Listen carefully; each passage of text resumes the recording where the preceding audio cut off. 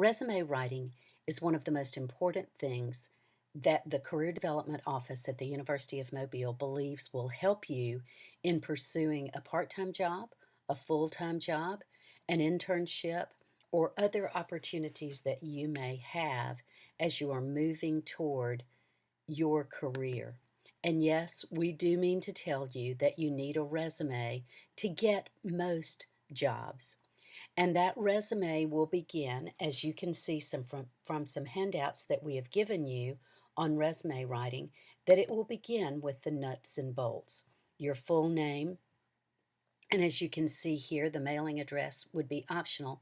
However, our office has determined recently that it is not important at all because employers will contact you through your telephone number or your email address. And neither of those needs to say phone number or cell number or email address. They're givens in this day and time. If you have a short resume, might want to make each line, each item, a separate line. So name, phone number, email address, and then you can see here LinkedIn has been added.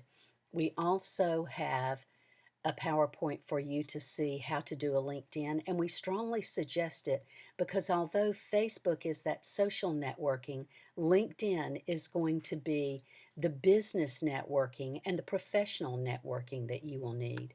You could also do a header with only 3 lines, and that would mean that you might not necessarily have a short resume, but something in between. You also notice that in our career development office at the University of Mobile, we like to put a line underneath the heading to separate it to make it stand out a little bit. The name is in a bold 16 font, as the handout recommends, and it's a serif font, or a font that has a tail on each of the letters, as opposed to a rounded Arial font. It is Times New Roman or Cambria, something like that. You also see that here we have a 1 line separating with an asterisk between each of the items on the page. There are other ways that you can do it just to make it look nice for you. The first thing that you will have on your resume is an objective or a summary statement. The objective is very simple, seeking a full-time position as a or at and the name of the company. You also notice that there's no period after that because it's not a sentence. A summary statement is also a great way to begin your resume. Computer information systems major with on the job and internship experience in programming and web design. After that, you could even add seeking a full time position as a computer programmer. But this is the statement that will be individual for each of your resumes. If you were applying for a part time job while you're in school, it might be different, seeking a part time position at Chick-fil-A or some other place. And it would be that specific resume. You'll want to save it that way as well. If you are applying to a computer information systems business, then you would save it as resume such and such a business. And we recommend that you put the date as you save it as well. The next thing for a traditional student, not necessarily for an adult, because an adult may wish to put the education near the bottom, but a traditional student will put the education next because it has been your most recent, as a traditional student, job.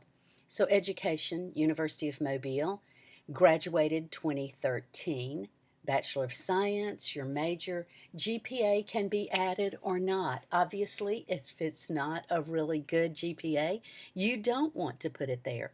Some positions are more inclined to look at what your grades were. Should you put your high school is the next great question. The answer for that is only for networking purposes. Once you have finished at least your freshman year of college, it's not necessary to put your high school, except in this case if you're going home to Decatur, Alabama, and want to use that for networking purposes. You also see that if you have not yet graduated, you can put expected graduation May 2017, so an employer would know when you do plan to graduate. You'll also notice that under summary statement and education, we've indented so that those headings will stand out and pop on this because it has been stated in research that most employers take anywhere from 6 to 10 seconds, yes, not minutes, but seconds, to read your resume. So you truly want it to stand out and look good. The next thing after your summary statement and education would be your experience. Here, Callus Communications from 2012 to present, and is the place of employment, and the position was Network and Web Applications Coordinator. You'll notice that there are 4 bullets underneath. 6 would be a maximum I would recommend for putting what you've done at a position. Because this is present time, or this person is presently working at Callus, the verbs that begin each of these bullets are present tense verbs. We've also included an action words handout that will help you in determining what words you should put to begin this. Next is Citronelle Baptist Assembly 2010 to 2012, but notice this was summer camp counselor. So this was obviously 2-3 years working as a camps counselor. And organized and implemented is past tense. Supervised is also past tense. The next thing you might have on a resume is training. If you have CPR training or CPR certifications, things like that would go under here, depending on your major, whether you need specific training. You might want to list honors and activities as the next thing, and you can see here that we've provided some. Project Serve Volunteering, University of Mobile. If you've participated in that, it's an excellent way in an interview to begin talking about your university and the fact that we believed so strongly in community service that the president stopped classes one full day for about 1,500 faculty, staff, and students to go into Mobile and Baldwin counties to devote a full day of volunteering. Sunday school teacher, ninth grade girls, might be a good thing to put, but it might be detrimental if you know something about the company and know that they aren't interested in knowing what your spiritual life or your church life is like.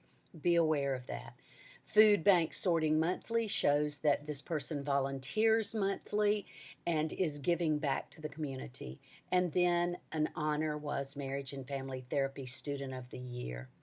Then you might want to include skills. Please don't forget things like Microsoft Office that you may take for granted, but an employer will not. Professional memberships, if you have any of those. Club memberships would possibly go under honors and activities. Don't forget that. Publications, if you've done anything, and then projects that you might have been a part of. I know that at the University of Mobile, our business students are involved in projects. If you are in something that is providing internships, practicum hours, those sorts of things will be important to put as well. What do you not include? You never discuss salary expectations on a resume. That is for the last interview after they've offered you the position. You don't need to put months of employment, simply years.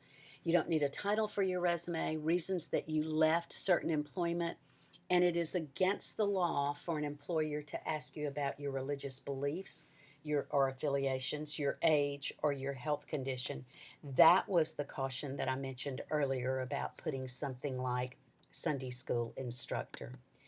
Some of the mistakes that you need to avoid: errors in spelling, punctuation, and grammar will kill you on a resume. One of those will have an employer maybe even throwing out your resume. Read your resume 2 times carefully, but remember that we always read what we think we wrote. Give your resume to someone to read aloud to you to see if it sounds like you want it to sound. Make sure that you include an objective or a summary statement and don't use too many big words. Avoid negativity. You don't need a picture. That's where LinkedIn comes in. And if you do use a picture on LinkedIn, make sure that it's a very professional picture. Use Mr. or Ms. if you have a gender neutral name, unless your name may be Ryan Elizabeth or William Evan. It makes it clear that it is male or female, but make sure that you help the employer not have to guess about that. Avoid fancy design details, and those usually come along with templates. Proofreading again, spelling, punctuation, and grammar. In the Office of Career Development, we believe that that is one of the most important things that you need to do. It needs to look nice, but you need to make sure that it is error free. Make sure that your facts and figures are correct, that you have spacing. The circle on this slide that says white space is where you need some white space so that it's not just word to word from margin to margin. Make sure you have clarity in your content and clarity and content, contact information, and the layout. The next thing you're going to want to take care of is your references. Choose those people wisely. These are not necessarily people who will write letters of recommendation for you, although they might, but this is simply listing people who will be references for you. Provide those only to companies who request it. That goes with you to the interview and not necessarily sent along with your resume. List your references' name, job title, and company. Provide their phone number and email address. You want to have at least 3 or 4, and certainly not more than 9 or 10. Make sure that you've prepared your references, and even though someone may say, "Oh, I'm always more than willing to be a reference for you," each time you go to a job interview, please call them and say, "I'm interviewing at such and such company, and I've listed you as a reference." They may be calling you. That is simple common courtesy. When you print your resume, use a laser printer on a high quality stationery. We recommend ivory colored so that it will stand out from most of the others, that it is a resume paper weight, which is at least 24 pounds, which will also have a watermark, and you want that facing you and right side up. You'll also have a cover letter. Sometimes your cover letter will be in the body of your email. Sometimes it will be written as a standard business letter. But what you want to do is establish a bond between you and the reader. The purpose of the cover letter is to get the employer to read your resume. So you establish this bond by saying, "A person," and give that person's name, suggested that I contact you about a position at your place of employment, and that person should be a mutual friend or acquaintance for you too. Demand their attention, arouse their curiosity. It should be no more than 3 paragraphs, we recommend, and this is to make sure that your resume is read. Some of the things for the cover letter, you want to focus on the needs of the employer. What are they looking for? Not just what do you have to offer, but how will you be able to fill the role that they are seeking an employee for? Display your knowledge of the hiring company. You do that by Googling the company, understanding the company, so that when you do get into the interview, you aren't asking questions that could be answered by reading their webpage. State your qualifications and your achievements. Show enthusiasm for the job that you want, and state, if you have the guts to do this, that you will follow up to schedule an interview. So your last sentence could be, "I will call next week to set up a time that we could meet to discuss this position." If you say that, please make sure that you follow up. Keep your letters short and focused. As I said earlier, no more than 3 paragraphs. So, what are you going to do with the resume? Mail it to people, email it to people, fax it, post it online.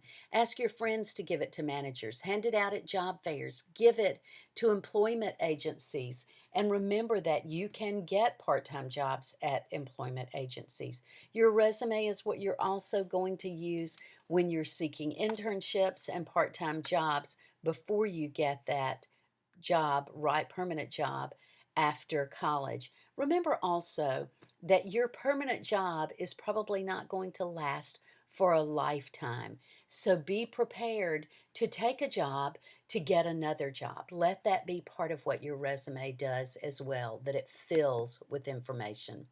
So the purpose of a resume is to get an interview. The purpose of the cover letter, to get them to read your resume. Purpose of the resume, to get the interview. Purpose of the interview, yes, to get the job. So your resume is an advertisement, and it shouldn't just tell what you've done, but tell what the employer will get from you. It presents you in a best light. It convinces the employer that you have what it takes, and then hopefully you'll get the interview.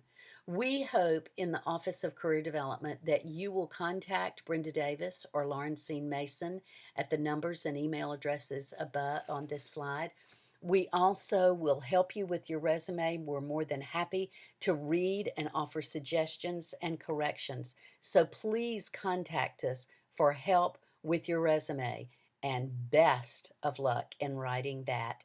Do it well.